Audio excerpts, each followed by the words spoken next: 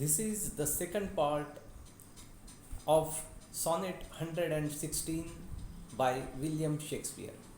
Friends, sonnet is a poem of 14 lines which has got two parts. The first is known as octave and the second is known as sestet. In the first part, in the first line, which is, as we have seen, is also the title of the poem at some places, let me not to the marriage of true minds. And he adds, let me not to the marriage of true minds admit impediments. Let me not. Passive voice has been used. What does this passive voice indicate? He makes the sense, he makes the meaning somewhat soft.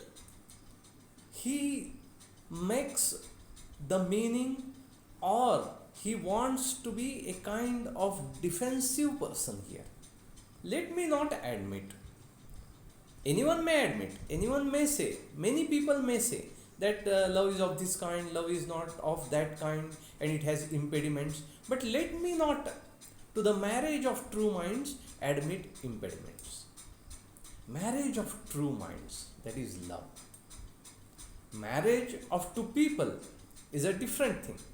But marriage of true minds is true love. And Shakespeare says, let me not admit impediments, obstacles, any kind of stoppages in the true mind's true love. Love is not love which alters when it alteration finds or bends with the remover to remove. After 4 lines, the first full stop is there. Love is not love. Let me not admit impediments, obstacles, and then he says, love is not love which alters when it alteration finds. What is alteration? Alteration is to make a thing small, and it is more used about clothes. If they are long, if they are somewhat misfit, they are not apt for a person, then we make it short or make it what measurement is fit to that person. So love doesn't alter, it doesn't get reduced when it alteration finds. Means we may love a person though he may or she may or may not, but it is not love like the film Dar. It is not the one side love which in a way tries to possess that person, the possessive love. And if that person doesn't accept love, then I will end the life of that person. This love is not of that kind which Shakespeare has expressed here. Love is not love when it alters, when it alteration finds or bends with the remover to remove. It cannot be removed from the heart once it gets rooted. Once it gets rooted in the heart of a person, no one can remove that love. But this love is true love. And so it doesn't expect anything from the person to whom we love. That is there. Oh no, it is an ever fixed mark that looks on tempests and is never shaken. It is the star to every wandering bark, whose worth is unknown, although his height be taken. See, there is a lighthouse in the sea, and the pole star is there, Dhruva Tara, we say. That pole star is there. So they are steady. They are at one place. We can see them at any time at that place.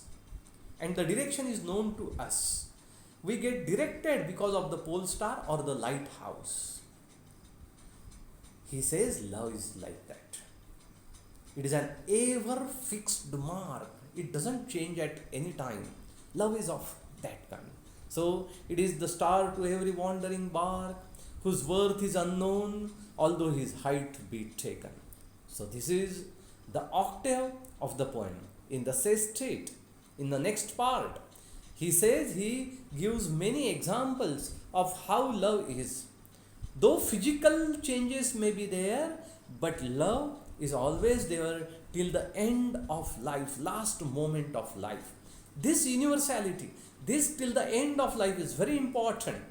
Till the age of doom, everything ends, doom is there, but still love is there. And the last lines, if this be error and upon me proved, I never writ, nor no man ever loved. He says, okay, if it is proved by someone that I am wrong, I will never write a poem. I will never write a word in literature. And nor no man ever loved. And I will say that no man has ever truly loved. So, this is the universal idea of William Shakespeare about true love. Thank you.